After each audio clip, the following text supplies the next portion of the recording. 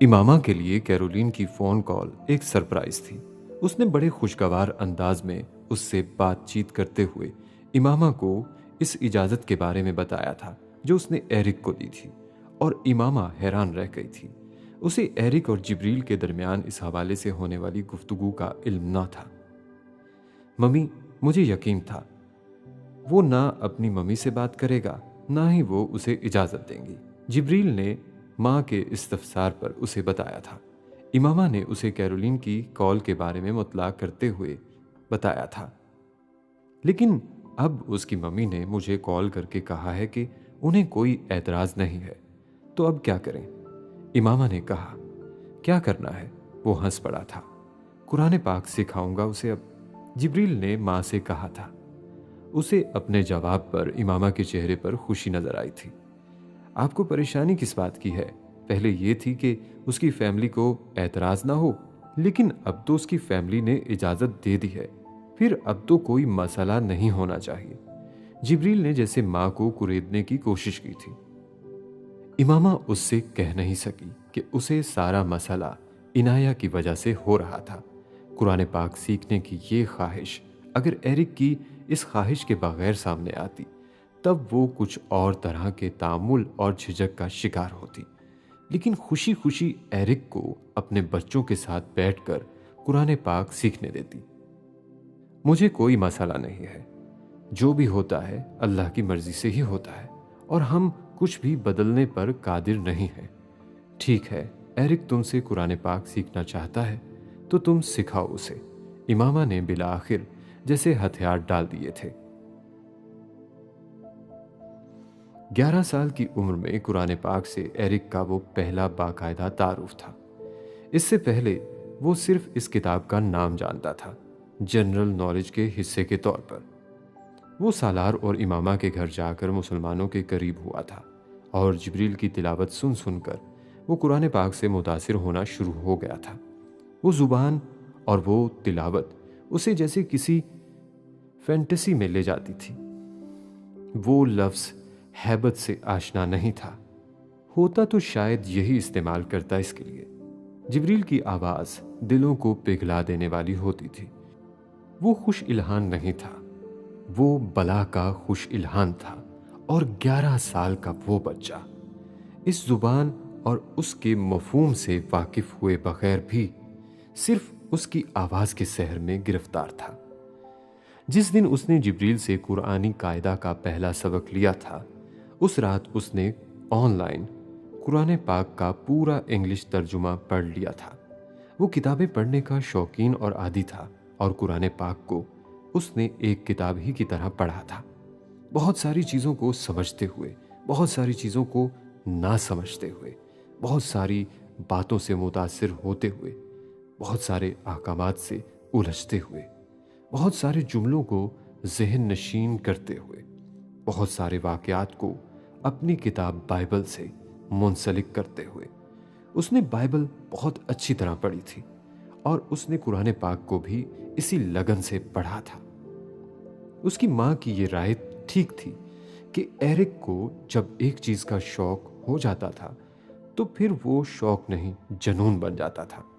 लेकिन उसकी माँ का ये ख्याल बिल्कुल गलत था कि वो 1-2 हफ्तों के बाद खुद ही अपने इस शौक से बेजार हो जाने वाला था, क्योंकि वो मतलून मिजाज था।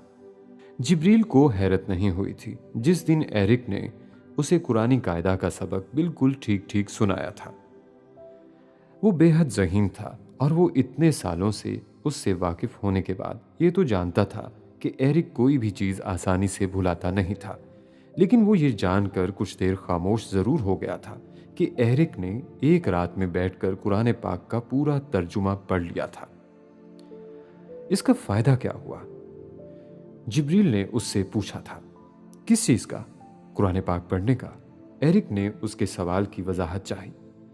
हाँ, जिब्रील ने जवाब दिया। एरिक को कोई जवाब नहीं सूझा। उसका ख्याल था जिब्रील उससे मुतासिर होगा। वो मुतासिर नहीं हुआ था, उल्टा उससे सवाल कर रहा था। फ़ायदा तो नहीं सोचा मैंने तो बस तजस्सुस में पढ़ा है कुरान पाक। एरिक ने कंधे उचकाकर पूछा। तो अब तुम्हारी क्या राय है कुरान पाक के बारे में? अब भी सीखना चाहते हो? जिब्रील ने उससे पूछा। हाँ, अब और भी ज्यादा, एरिक ने कहा। मुझे ये बेहद इंटरेस्टिंग लगी है। जिब्रील उसकी बात पर मुस्कुराया था।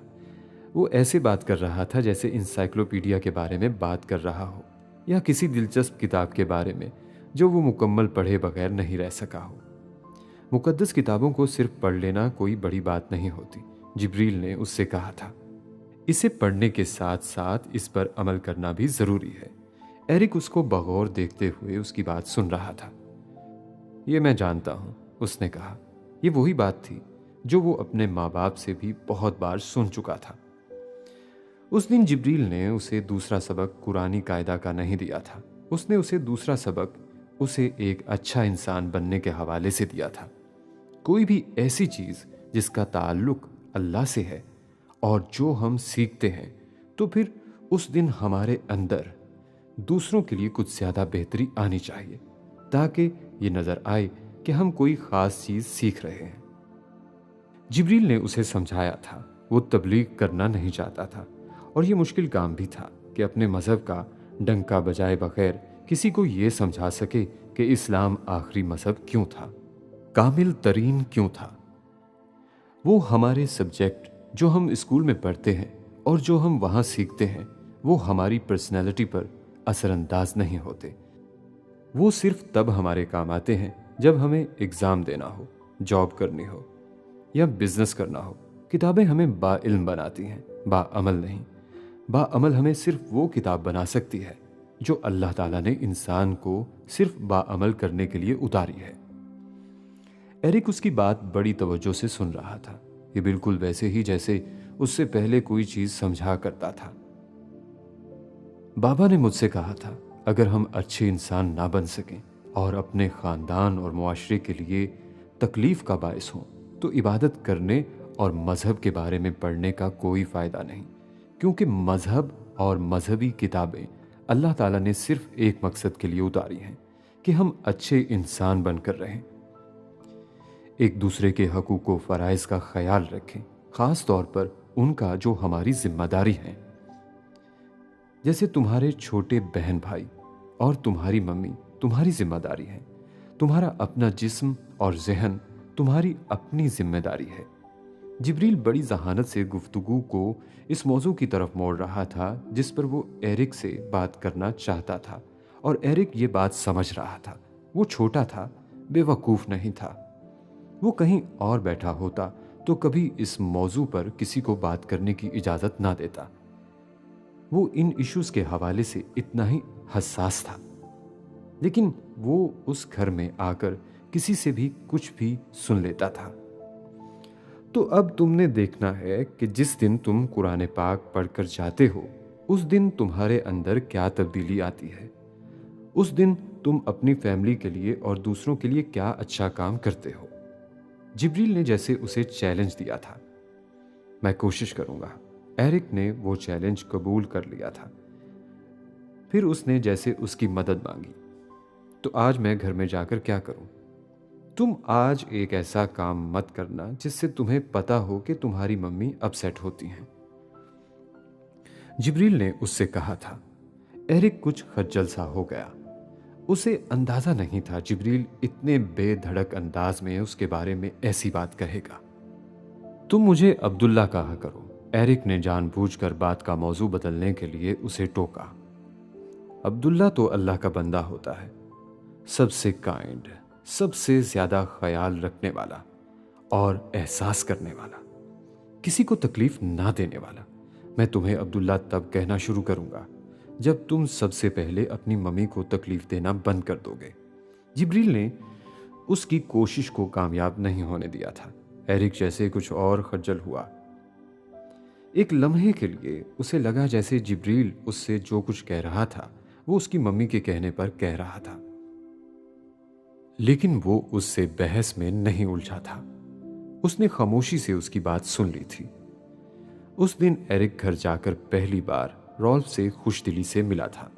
कैरोलिन और वो दोनों सिटिंग एरिया में बैठे फुटबॉल मैच देख रहे थे। रॉल्फ और कैरोलिन को एक लम्हे के लिए लगा शायद एरिक से गलती हुई थी या फिर उन्हें वहम हो रहा था। उसने पहली बार रॉल्फ से खुशमिजाजी का मुजाहरा किया था और कैरोलीन इस बात पर शुरू शुरू में उसे ढेरों बार डांट और समझा चुकी थी, जिच हो चुकी थी, और फिर उसने एरिक को कुछ कहना ही छोड़ दिया था। एरिक और रॉल्फ के दरमियान कभी कोई तकरार नहीं हुई थी, लेकिन रॉल्फ ये जानता था कि वो उसे पसंद नहीं करता और उसने भी एरिक के साथ फासले कम करने की कोशिश नहीं की थी। उसका ख्याल था उन दोनों के दरमियान फासला रहना ही बेहतर था ताकि लिहाज खत्म ना हो, लेकिन वो जाती हैसियत में एक अच्छा सुलझा हुआ आदमी था और वो एरिक के हवाले से कैरोलिन की परेशानी को भी समझता था। एरिक रुके बगैर वहां से चला गया था।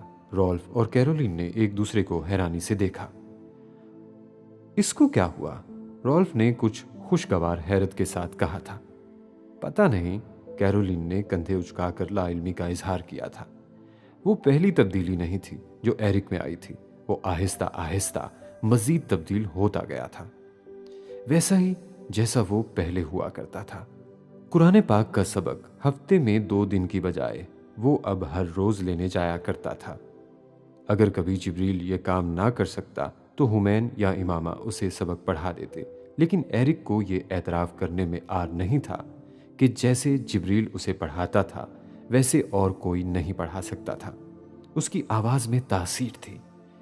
एरिक उससे पहले भी मुतासिर था, लेकिन उससे कुरान पाक पढ़ने के दौरान वो उससे मजीद करीब हो गया था। उस घर में एरिक की जड़ें अब ज्यादा गहरी और मजबूत हो गई थीं, इमामा की तमाम तर एहतियात के बावजूद। जिब्रील लोगों को ना समझ में आने वाले अंदाज में मुतासिर करता था। 13 साल की उम्र में उसका ठहराव उसकी उम्र के आम बच्चों के बरक्स था। सालार की बीमारी ने इमामा के साथ साथ 10 साल की उम्र में उसे भी बदल दिया था। वो ज़रूरत से ज़्यादा हसास और अपनी फैमिली के बारे में ज़्यादा जिम्मेदार हो गया था, यूं जैसे वो उसकी जिम्मेदारी थी। और सालार और इमामा यकीनन खुशकिस्मत थे कि उनकी सबसे बड़ी औलाद में ऐसा एहसास जिम्मेदारी था। उसने अमेरिका में सालार की सर्जरी और उसके बाद वहां इमामा के भी वहीं कयाम के दौरान अपने तीनों छोटे बहन भाइयों की परवाह किसी बाप ही की तरह की थी। सिकंदर, उस्मान और तैयबा सालार के बच्चों की तरबियत से पहले भी मुतासिर थे, लेकिन उनकी गैर मौजूदगी में जिब्रील ने जिस तरह उनके घर पर अपने बहन भाइयों का ख्याल रखा था वो उनको मजीद मुतासिर कर गया था। इमामा ने अपने बच्चों से कहा था कि ये हमारा घर नहीं है, हम यहाँ मेहमान हैं और मेहमान कभी मेज़बान को शिकायत का मौका नहीं देते, और इन चारों ने ऐसा ही किया था। तैयबा और सिकंदर को कभी इन चारों बच्चों के हवाले से किसी परेशानी का सामना नहीं करना पड़ा, ना ही उन्हें उनके हवाले से किसी इजाफी जिम्मेदारी का एहसास हुआ था। वो तीनों अपना हर काम खुद ही कर लेने की कोशिश करते थे और रईसा की जिम्मेदारी इन तीनों ने आपस में बांटी हुई थी, क्योंकि इन चारों में सबसे छोटी और किसी हद तक अपने कामों के लिए वही दूसरों पर इन्हसार करती थी। अपने बहन भाइयों की जिम्मेदारियां इस तरह अपने सर लेने ने जिब्रील को बहुत बदला था। एक 10 साला बच्चा कई महीने अपना खेल कूद, अपनी सरगर्मियां भुला बैठा था, और यही वो वक्त था जब जिब्रील ज़हनी तौर पर भी बदलता चला गया था। 13 साल की उम्र में हाई स्कूल से डिस्टिंक्शन के साथ पास करके यूनिवर्सिटी जाने वाला वो अपने स्कूल का पहला स्टूडेंट था, और वो यूनिवर्सिटी सिर्फ डिस्टिंक्शन के साथ नहीं पहुंचा था। वो वहां बिल गेट्स फाउंडेशन की एक स्कॉलरशिप पर पहुंचा था। वो पहली सीढ़ी थी जो मेडिसिन की तरफ जाते हुए उसने चढ़ी थी। सालार सिकंदर के खानदान का पहला परिंदा यूनिवर्सिटी पहुंच चुका था। ग्रैंड हयात होटल का हॉल रूम इस वक्त नेशनल स्पेलिंग बी के 93वें मुकाबले के फाइनलिस्ट का पहला राउंड मुनक्किद करवाने के लिए तैयार था।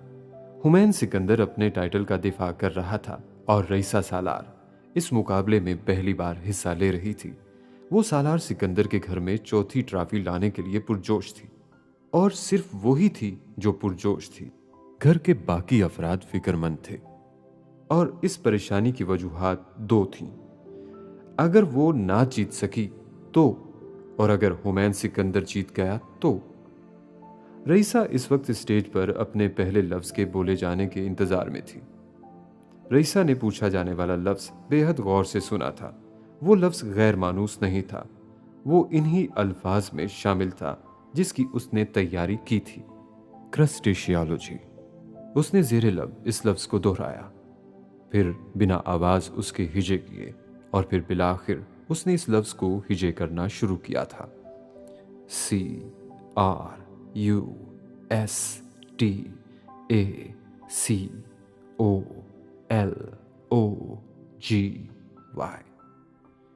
रईसा ने बेयकीनी के आलम में इस घंटी को सुना था जो लफ्ज गलत होने पर बजती थी। उसका रंग फक हुआ, लेकिन इससे ज्यादा फाइनलिस्ट में शामिल हुमैन सिकंदर का, जिसे उसके बोलने के दौरान ही अंदाजा हो गया था कि उसने क्या गलती की थी। हाल में इमामा और सालार जिब्रील और इनाया के साथ अजीब सी कैफियत में बैठे थे। ये गैर मतवक्को नहीं था, वो उसकी तवक्को बहुत पहले से कर रहे थे। रईसा का फाइनल राउंड तक पहुंचना भी उसके लिए नाकाबिले यकीन ही था। उसने अपनी सलाहियतों से बढ़कर परफॉर्मेंस दिखाई थी, लेकिन किसी भी मरहले पर उसके बाहर होने का खदशा दिल में लेकर बैठे रहने के बावजूद अब जब उनके खदशात हकीकत का रूप धार रहे थे तो उन्हें तकलीफ हो रही थी।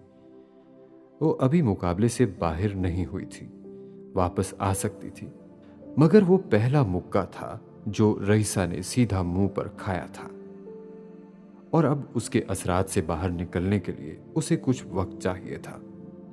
हुमैन उससे कुछ कुर्सियों के फासले पर था। उन दोनों के दरमियान कुछ और फाइनलिस्ट थे, लेकिन इसके बावजूद उसने उठकर रईसा की कुर्सी पर आकर उसका कंधा थपका था।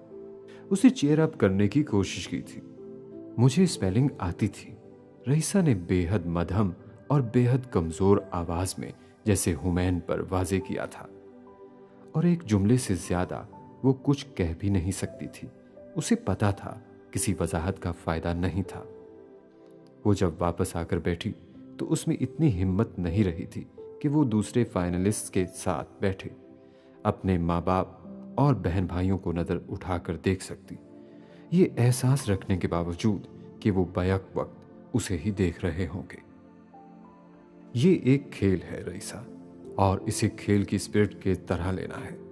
मुकाबले से एक दिन पहले सालार ने उसे समझाया था। वो जैसे ज़हनी तौर पर उसे गिरने के लिए नहीं, गिरकर उठने के लिए तैयार कर रहा था। रईसा ने हमेशा की तरह बेहद तवज्जो से बाप की बात सुनी थी, लेकिन जो भी था वो 8 साल की बच्ची थी जिसके 3 बहन भाई वो ट्रॉफी जीत चुके थे, जिसे जीतने के लिए वो अब उसको दी थी। उसे तवक्को थी वो भी जीत जाएगी। 8 साल की उम्र में ये समझ में नहीं आता कि हार और जीत होती क्यों है। वो जिब्रील, इनाया और हुमैन नहीं थी कि गैर मामूली जहानत रखती और गैर मामूली अंदाज में सूरत हाल का तज्जिया कर लेती। वो आम बच्चों की तरह थी, और उसे लगता था अगर दूसरे आसमान से तारे तोड़कर ला सकते हैं तो वो भी ला सकती है। उसे अपना और दूसरों का फर्क समझ में नहीं आ रहा था। हुमैन सिकंदर अब स्टेज पर अपने पहले लफ्ज के लिए खड़ा था, और उसका इस्तकबाल तालियों के साथ हुआ था। वो अगर पिछले साल का डार्लिंग ऑफ द क्राउड था तो इस साल भी वो हॉट फेवरेट के तौर पर मुकाबले में खड़ा था। पिछले सारे राउंड्स में उसने मुश्किल तरीन अल्फाज को हलवे की तरह बूझा था, और उससे ऐसी ही तवक्को इस राउंड में भी की जा रही थी। वो पिछले साल का चैंपियन था, अपने टाइटल का दिफा कर रहा था, और फाइनलिस्ट की नज़रों में उसके लिए एहतराम नहीं मरऊबियत थी। विनियट उसका लफ्ज़ बोला जा रहा था। वो हुमैन सिकंदर के लिए एक और हलवा था। वो इससे ज़्यादा मुश्किल और लंबे अल्फाज के हिजे कर चुका था। रईसा ने भी ज़ेरे लब कई दूसरे फाइनलिस्ट की तरह वो लफ्ज़ हिजों की तरह दुरुस्त तौर पर अदा किया। VIGNETTE।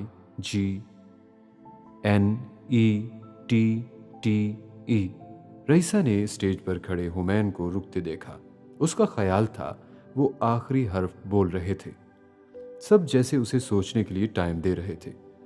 हुमैन ने एक लम्हा रुकने के बाद इस लफ्ज़ को इन स्पेलिंग के साथ इसी तरह अदा किया। बेल बजी। हॉल में पहले सकता हुआ, फिर सरगोशियां उभरी, फिर प्रोनाउंसर ने सही स्पेलिंग अदा किए। हुमैन ने सर झुकाकर जैसे अपनी गलती का एतराफ़ किया और अपनी कुर्सी की तरफ चलना शुरू कर दिया। वो इस मुकाबले का पहला अपसेट था। पिछले साल का चैंपियन अपने पहले ही लफ्ज़ के हिजे करने में नाकाम रहा था। हॉल में बैठे सालार, इमामा, जिब्रील और इनाया बैक वक्त इत्मीनान और परेशानी की एक अजीब कैफियत से गुजरे थे।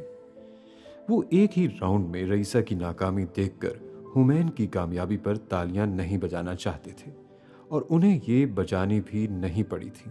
लेकिन हुमैन से लफ्ज़ ना बूझना गैर मुतवक्को था। गैर मुतवक्को से ज़्यादा ये सूरत हाल उनके लिए गैर यकीनी थी। लेकिन उन्हें ये अंदाज़ा नहीं था उस दिन उन्हें वहां बैठे मुकाबले के आखिर तक इसी सूरत हाल का सामना करना पड़ेगा। रईसा अगले 2 लफ्ज़ भी नहीं बूझ सकी थी और हुमैन सिकंदर भी। वो दोनों फाइनल मुकाबले के इब्तदाई मरहले में ही मुकाबले से आउट हो गए थे। रईसा की ये परफॉर्मेंस गैर मुतवक्को नहीं थी, लेकिन हुमैन सिकंदर की ऐसी परफॉर्मेंस उस रात एक ब्रेकिंग न्यूज़ थी। पिछले साल का चैंपियन मुकाबले से आउट हो गया था। हुमैन सिकंदर के चेहरे का इत्मीनान वैसे का वैसा था, यूं जैसे उसे फर्क ही नहीं पड़ा हो। रईसा के पीछे पीछे वो भी मुकाबले से बाहर होने के बाद अपने माँ बाप के पास आकर बैठ गए थे। दोनों ने उन दोनों को थपका था, तसल्ली दी थी। यही काम जिब्रील और इनाया ने भी किया था। बहुत अच्छे, उन्होंने अपने छोटे बहन भाई का हौसला बंधाया था। उन दोनों ने खुद पहले साल के बाद दोबारा स्पेलिंग बी के मुकाबले में हिस्सा लेकर अपना टाइटल डिफेंड नहीं किया था। इसलिए आज टाइटल खो देने की हुमैन की कैफियत से ना गुजरने के बावजूद वो उसे तसल्ली दे रहे थे। रईसा यकदम ही जैसे बैकग्राउंड में चली गई थी। वो खामोशी से ये सब कुछ बैठी देखती रही थी। उन लोगों ने इस साल के नए चैंपियन को भी देखा था और इन इनामात के ढेर को भी जो इस साल उस पर निछावर किए जा रहे थे। और पिछले साल वो हुमैन सिकंदर घर लाया था। रईसा का गम जैसे कुछ और बढ़ा था। वो सालार सिकंदर के खानदान का नाम रोशन नहीं कर सकी थी जैसे उसके बड़े बहन भाई करते थे। वो उन जैसी नहीं थी। वो पहला मौका था जब रईसा को एहसास कमतरी हुआ था, और शदीद किस्म का। 8 साल की उम्र में भी वो ये जानती थी कि वो लेपालक थी। सालार सिकंदर के एक दोस्त और उसकी बीवी के एक हादसे में मारे जाने के बाद सालार और इमामा ने उसे गोद लिया था। ये वो बैकग्राउंड था जो रईसा सालार को दिया गया था, और इस चीज़ ने उसे कभी परेशान नहीं किया था, ना इन सवालों पर उसने गौर किया था। वो एक ऐसे मुल्क और मुआशरे में परवरिश पा रही थी जहां उसके स्कूल में हर तीसरा चौथा बच्चा अडॉप्ट होता था या सिंगल पेरेंट की औलाद होता था। मुआशरा उसे कम्प्लेक्स में मुब्तला नहीं कर सका था और घर में गैरियत का एहसास उसे कभी हुआ ही नहीं था। मगर वो पहला मौका था जब रईसा ने अपने आप को उन सब से कमतर समझा था। वो सब उससे बेहतर शक्ल सूरत के थे, उससे बेहतरीन जहनी सलाहियत रखते थे। वो किसी भी तरह उनके साथ मुकाबला नहीं कर सकती थी, लेकिन वो उनकी तरह दुनिया के साथ भी मुकाबला नहीं कर सकती थी। उनके घर में लाने वाली ट्रॉफीज, मेडल्स, सर्टिफिकेट्स और नेकनामी में उसका बहुत थोड़ा हिस्सा था। ये उसे पहले भी महसूस होता था, लेकिन आज वो पहली बार इस पर रंजीदा हुई थी, और इस रंजीदगी में उसने हुमैन सिकंदर की नाकामी के बारे में गौर नहीं किया था। ना ही उसने गाड़ी में होने वाली गुफ्तगू पर गौर किया था जो वापस घर जाते हुए हो रही थी। तुम उदास हो, ये हुमैन की सरगोशी थी जो उसने गाड़ी में सबकी होने वाली गुफ्तगू के दरमियान रईसा के कान में की थी। नहीं, रईसा ने इसी अंदाज में जवाब दिया। मुझे पता है तुम उदास हो। हुमैन ने एक और सरगोशी की। रईसा को पता था वो उसके झूठ को सच नहीं मानेगा। तुम नेक्स्ट ईयर जीत सकती हो, उसने जैसे रईसा को एक आस दिलाई। मुझे पता है, लेकिन अगला साल बहुत दूर है, उसने मध्यम आवाज में कहा। हुमैन ने उसकी कमर में गुदगुदी करने की कोशिश की। वो सिकुड़ कर पीछे हटी। उसे हंसी नहीं आई थी और वो हंसना चाहती भी नहीं थी। मैं भी तो हारा हूं। हुमैन को उसके मूड का अंदाजा हो गया था। तुम जीते भी तो थे ना, उसने जवाबन कहा। चंद लम्हों के लिए हुमैन से जैसे कोई जवाब नहीं बन पड़ा। फिर उसने कहा, वो तो यूं ही तुक्का लग गया था, उसने जैसे अपना ही मजाक उड़ाते हुए कहा। रईसा जवाब देने की बजाय गाड़ी की खिड़की से बाहर देखती रही। ये जैसे ऐलान था कि वो इस मौजू पर मजीद बात नहीं करना चाहती। रईसा बहुत अपसेट है, इस रात सालार ने इमामा से सोने से पहले कहा था। मैं जानती हूं, और मैं इसीलिए नहीं चाहती थी कि वो इस मुकाबले में हिस्सा लेती जिनमें वो तीनों ट्रॉफीज जीत चुके थे, लेकिन तुमने मना नहीं किया उसे, इमामा ने जवाबन उससे कहा। मैं कैसे उसे मना करता? ये कहता कि तुम नहीं जीत सकती, इसलिए मत हिस्सा लो। और फिर वो फाइनल राउंड तक पहुंची। बहुत अच्छा खेली है, ये ज्यादा अहम चीज है। सालार ने अपने हाथ से घड़ी उतारते हुए बेड साइड टेबल पर रख दी। वो बहुत समझदार है। 1-2 दिन तक ठीक हो जाएगी, जब मैं उसे समझाऊंगी कि हुमैन भी तो हारा है, लेकिन उसे परवाह तक नहीं। उसे अपने से ज्यादा फिक्र रईसा ही की थी, इमामा ने कहा।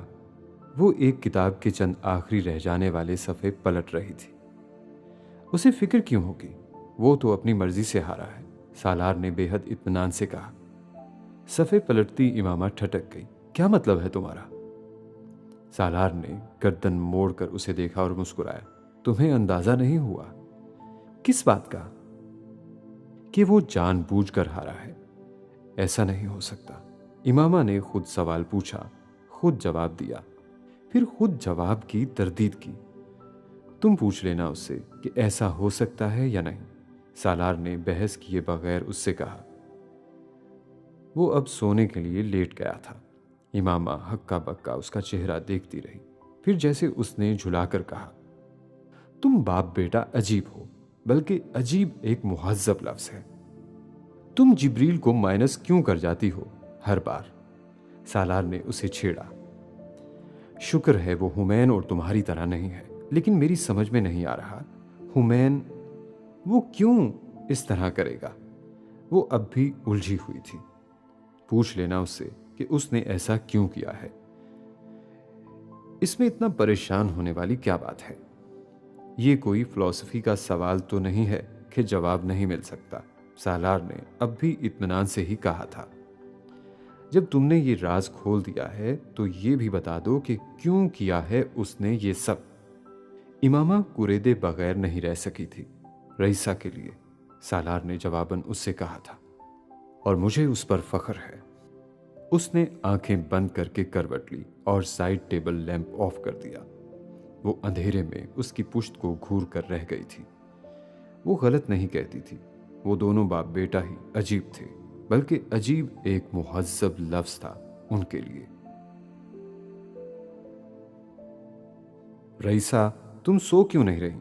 इनाया ने उसे एक किताब खोले स्टडी टेबल पर बैठे देखकर पूछा था। मैं वो अल्फाज देखना चाहती हूँ और याद करना चाहती हूँ जो मुझे नहीं आते, उसने मुड़े बगैर, इनाया की तरफ देखे बगैर जवाब दिया। इनाया उसे देखकर रह गई। उन्हें अभी घर वापस आए 1 घंटा ही हुआ होगा और वो एक बार फिर से किताब लेकर बैठ गई थी। वो इनाया के कमरे में ही सोती थी और जिब्रील के घर से जाने के बाद स्टडीज में हेल्प की बुनियादी जिम्मेदारी अब इनाया पर ही आ गई थी।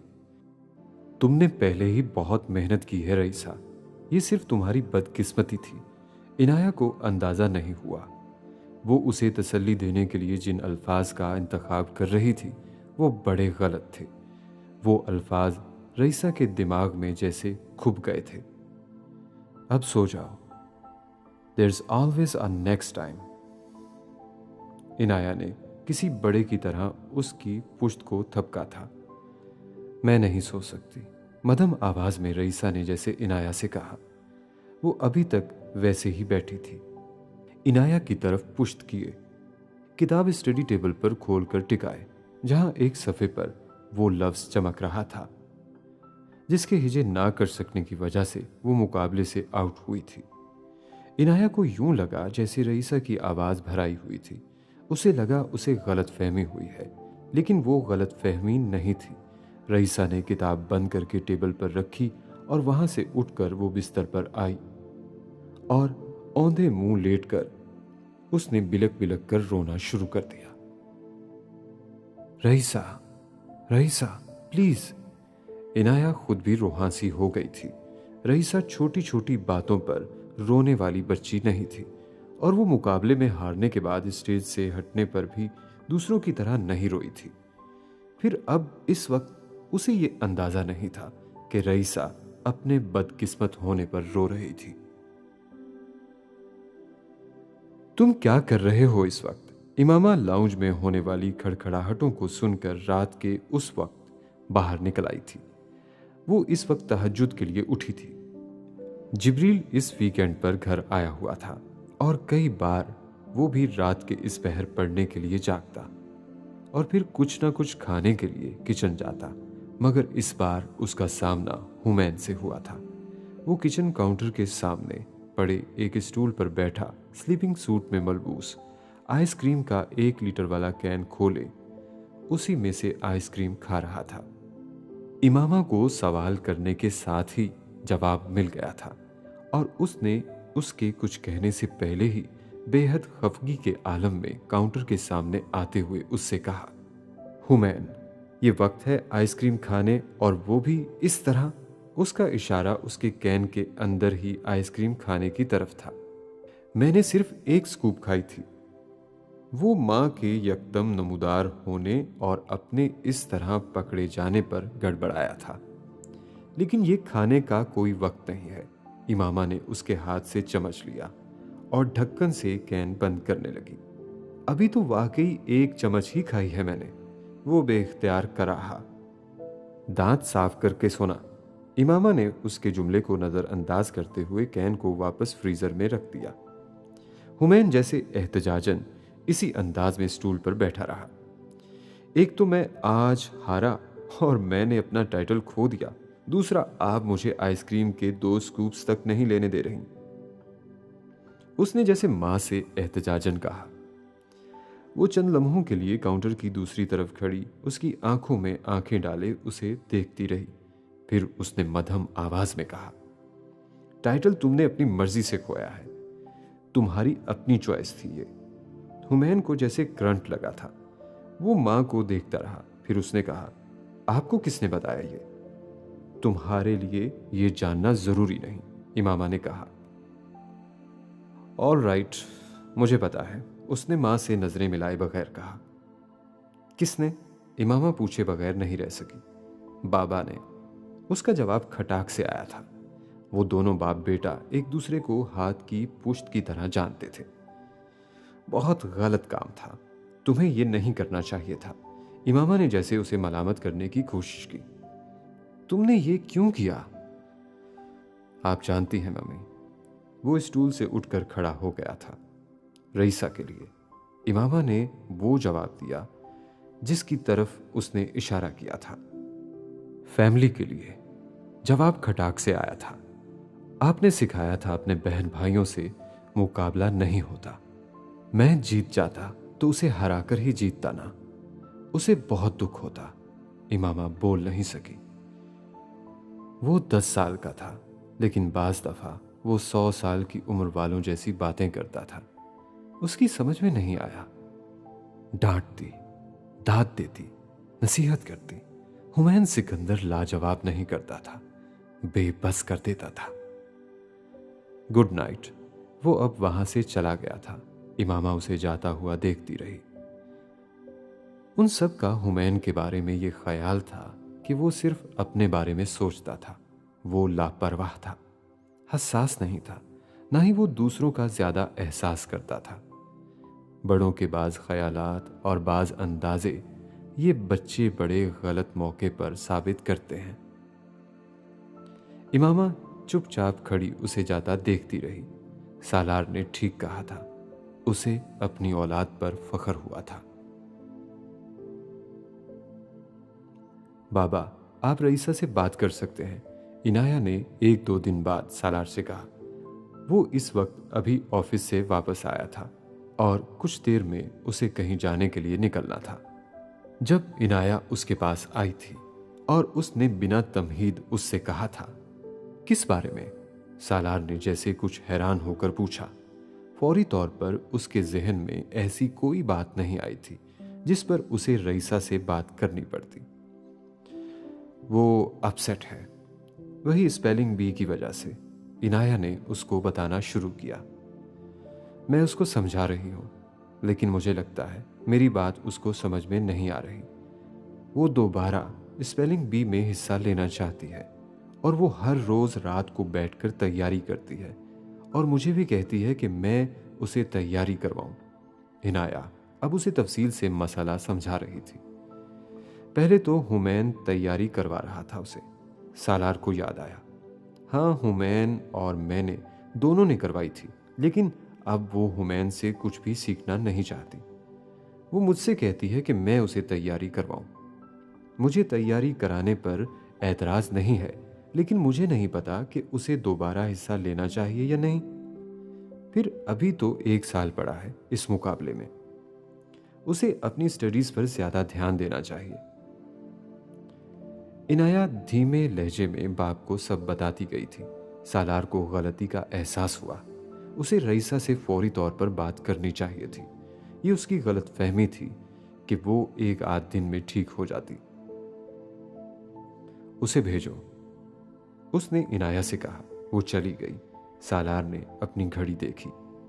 उसके पास 20 मिनट थे घर से निकलने के लिए। वो कपड़े पहले ही तब्दील कर चुका था और अब कुछ फाइलें देख रहा था।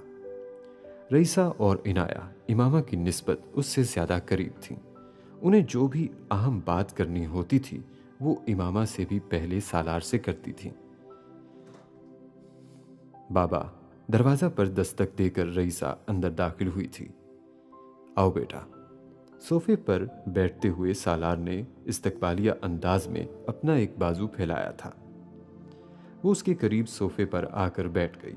सालार ने उसे सोफे से उठाकर सामने पड़ी सेंटर टेबल पर बिठा दिया। वो कुछ जुज़बुज़ हुई थी, लेकिन उसने एहतजाज नहीं किया। वो दोनों बिल्कुल आमने सामने थे। सालार कुछ देर के बाद खामोशी से उसे देखता रहा। गोल शीशों वाली ऐनक से उसे देखते हुए वो हमेशा की तरह बेहद तवज्जो से उसकी बात सुनने की मुंतजिर थी।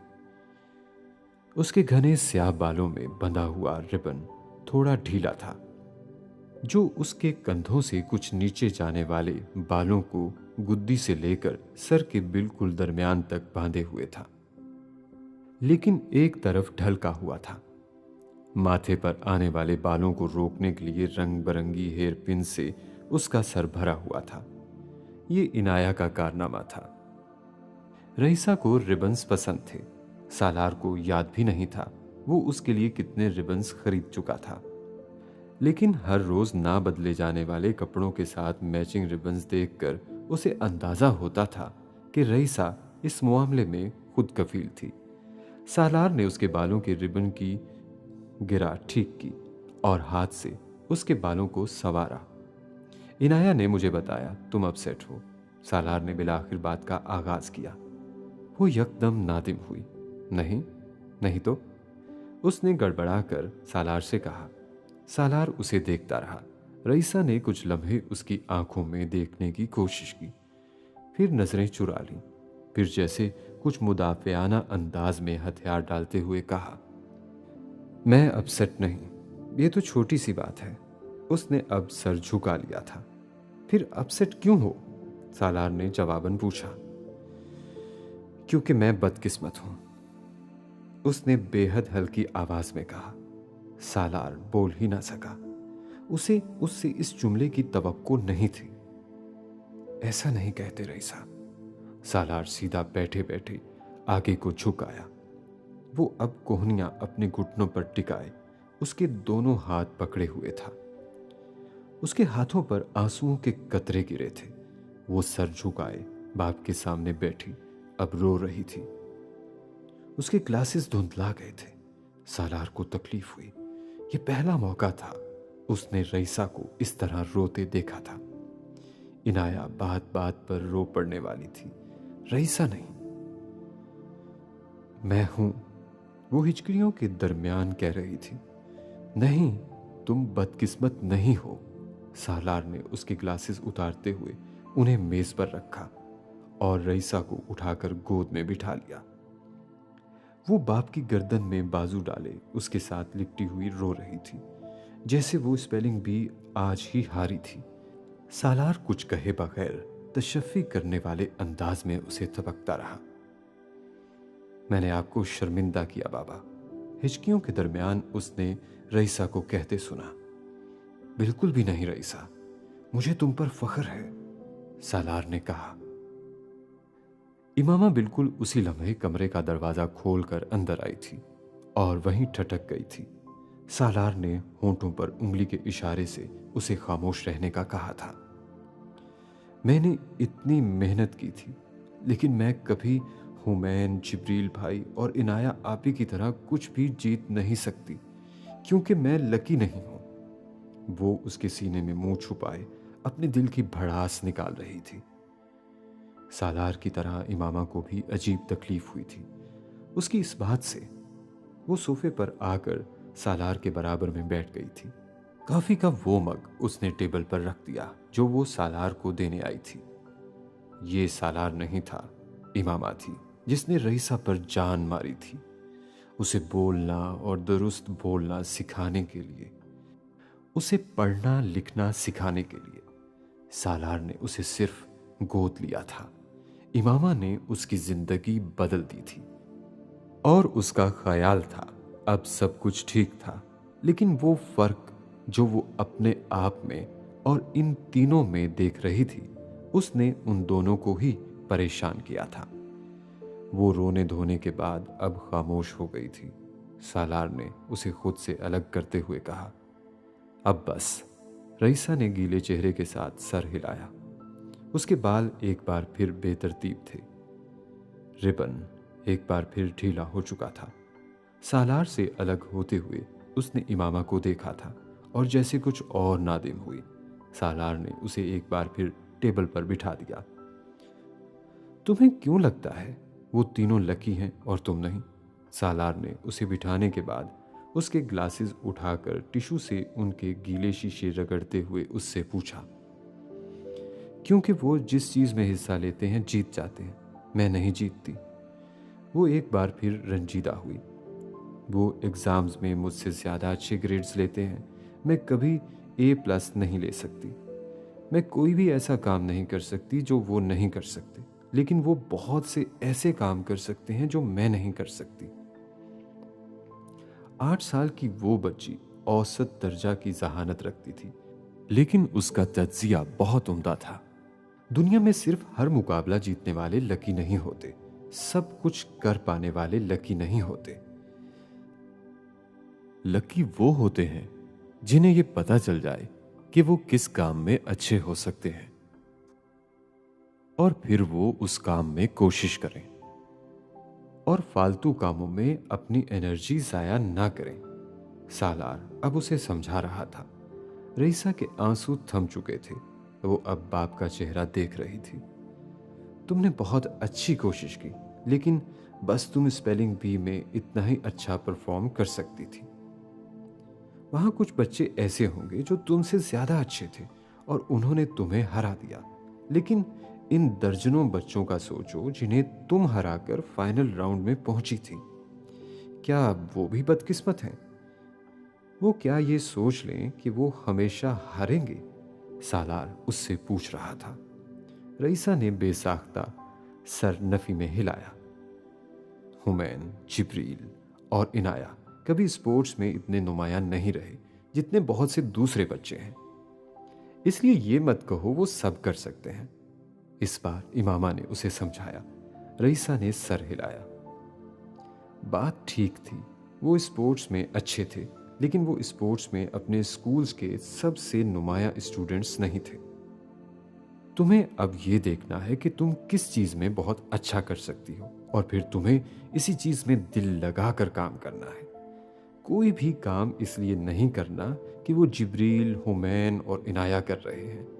सालार ने बेहद संजीदगी से कहा था, ये जरूरी नहीं होता कि सिर्फ A+ वाला ही जिंदगी में बड़े काम करेगा। बड़ा काम और कामयाबी तो अल्लाह की तरफ से होती है।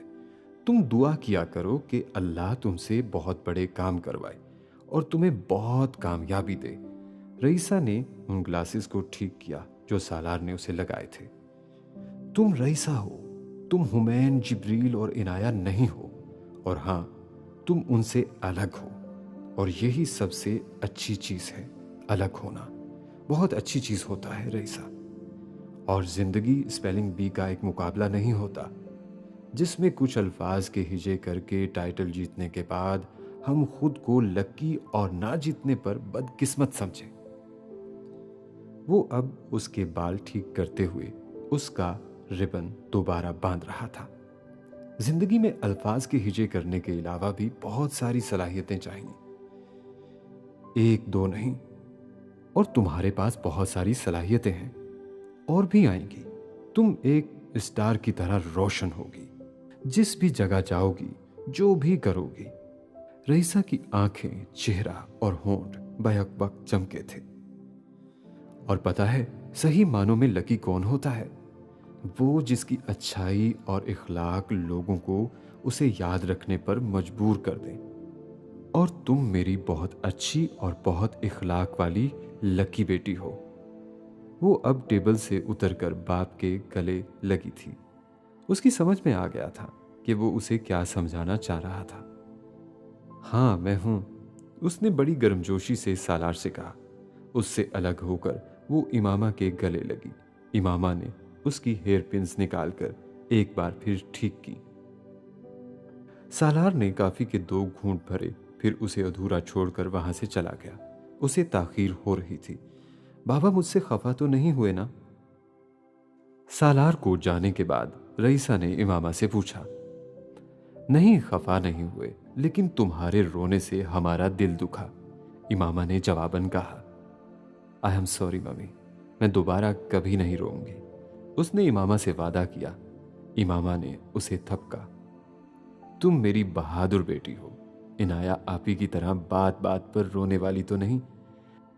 रईसा ने पुरजोश अंदाज में सर हिलाया। उसके माँ बाप उसे सबसे ज्यादा बहादुर और इखलाक वाला समझते थे, और ये उसे पता ही नहीं था। वो बातचीत 8 साला रईसा के जहन में नक्श हो गई थी। इमामा और सालार को दोबारा कभी उसको ऐसी किसी बात पर समझाना नहीं पड़ा था। उसे अब ये तय करना था कि वो किस काम में अच्छी थी, किस काम में आगे बढ़ सकती थी। उसके बाप ने उसे कहा था, खुशकिस्मत वो था जो ये बूझ लेता और फिर अपनी एनर्जी किसी और चीज में जाया करने की बजाय इसी काम में लगाता।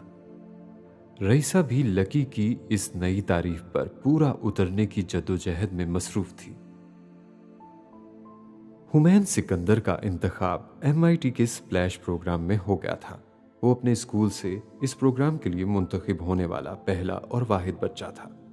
इस प्रोग्राम के तहत MIT हर साल गैर मामूली जहानत के हामिल कुछ बच्चों को दुनिया की उस मुमताज़ तरीन यूनिवर्सिटी में चंद हफ्ते गुजारने और वहाँ पढ़ाने वाले दुनिया के काबिल तरीन असातिज़ा से सीखने का मौका देती।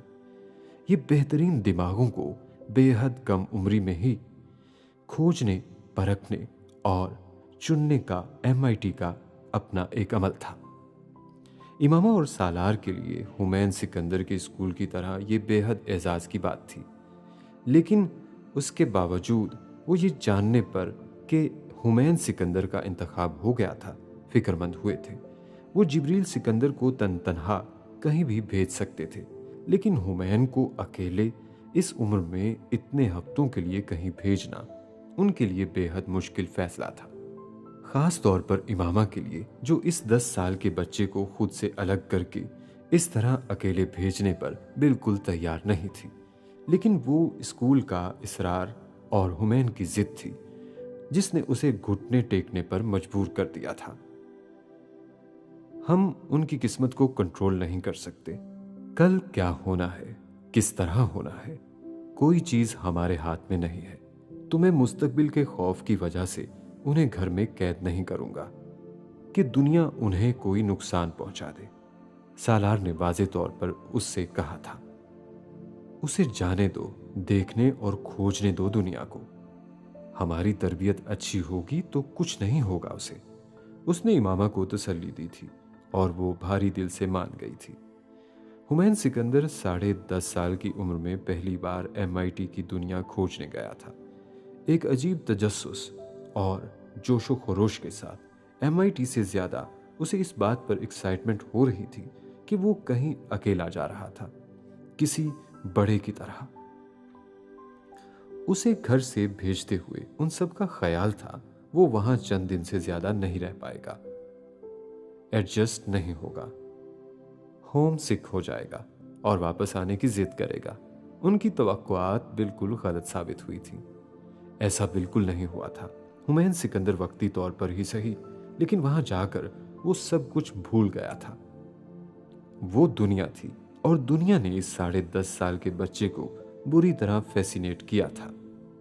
इस दुनिया में जहानत वाहिद शनाख्ती अलामत थी और वो बेहद ज़हीन था।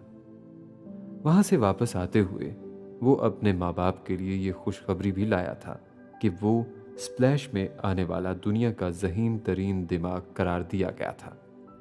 150 की जहानत रखने वाले सिर्फ चंद बच्चों में से एक, जिन्होंने इस प्रोग्राम को इस शनाख्त के साथ अटेंड किया था और अपनी सलाहियतों के हिसाब से उन बच्चों में सर्रे फहरिस्त हुमैन सिकंदर को ना सिर्फ उसकी जहनी सलाहियतों की वजह से सिंगल आउट किया गया था, बल्कि MIT ने उसे उन बच्चों में भी सर्रे फहरिस्त रखा था जिनकी परवरिश MIT मुस्तकबिल के ज़हीन तरीन दिमागों की खोज के प्रोग्राम के तहत करना चाहती थी।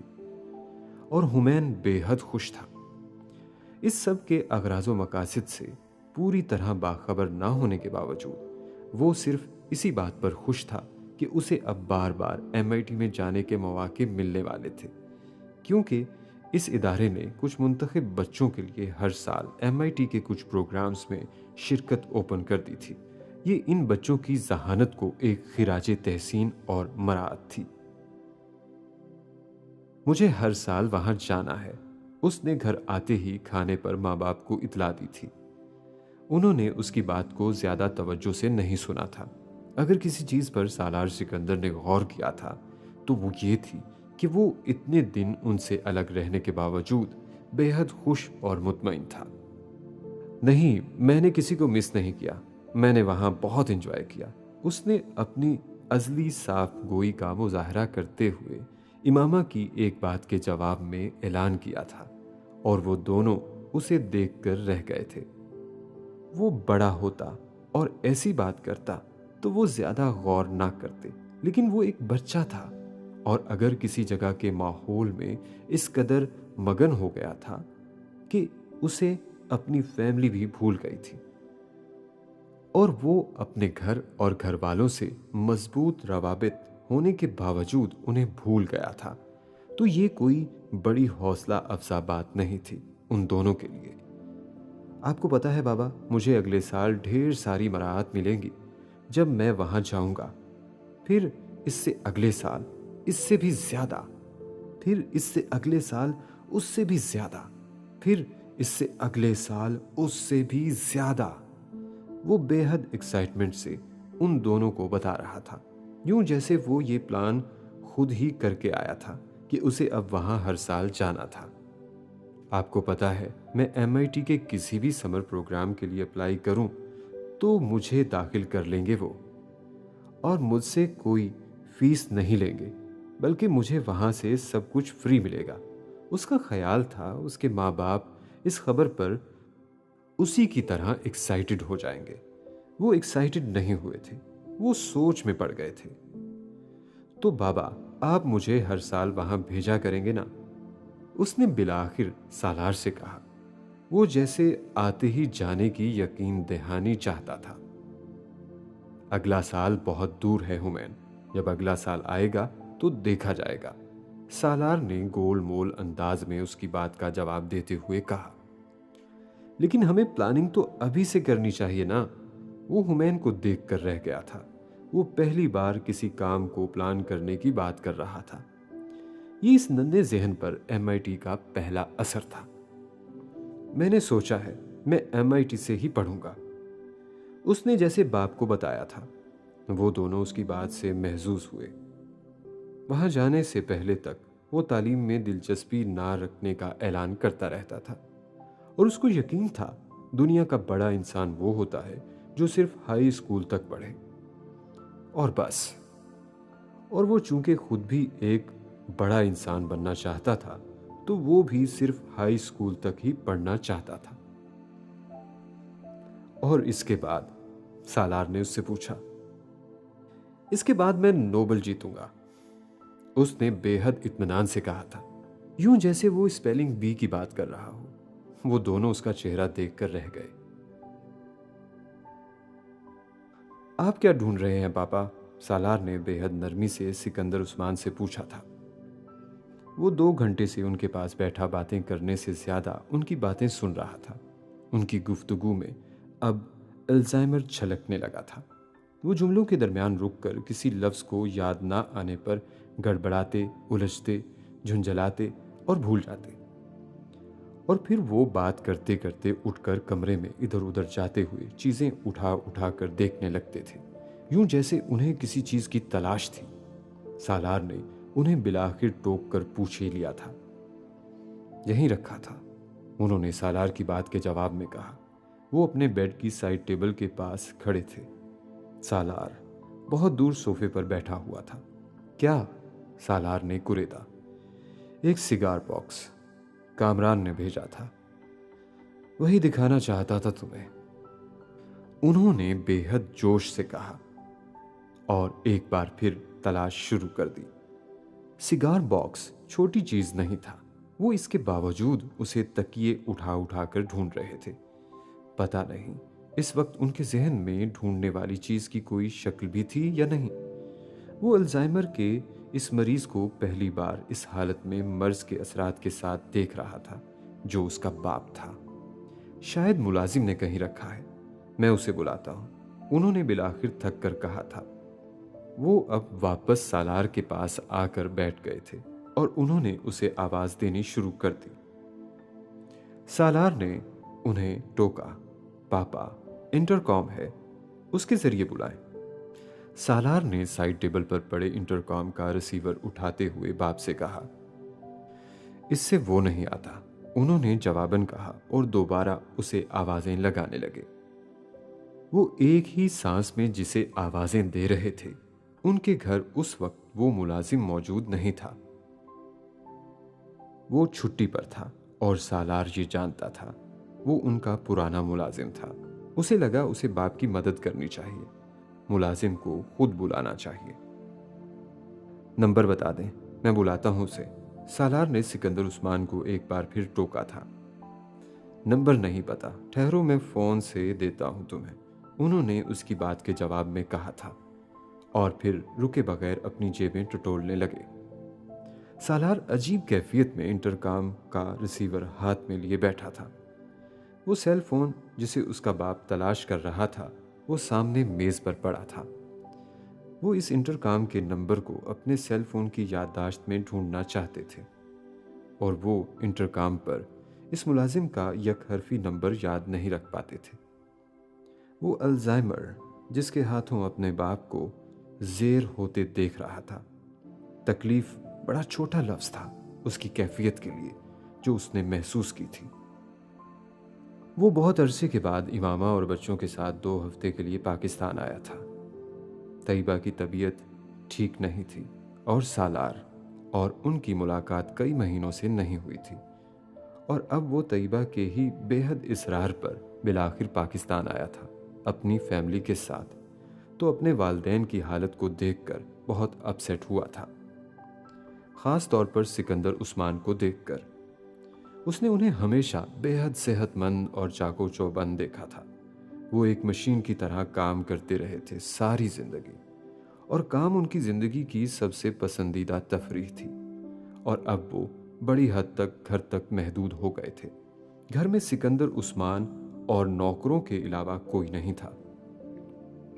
इस्लामाबाद में ही मुकीम सालार का बड़ा भाई अपनी फैमिली के साथ अपने घर में रहता था।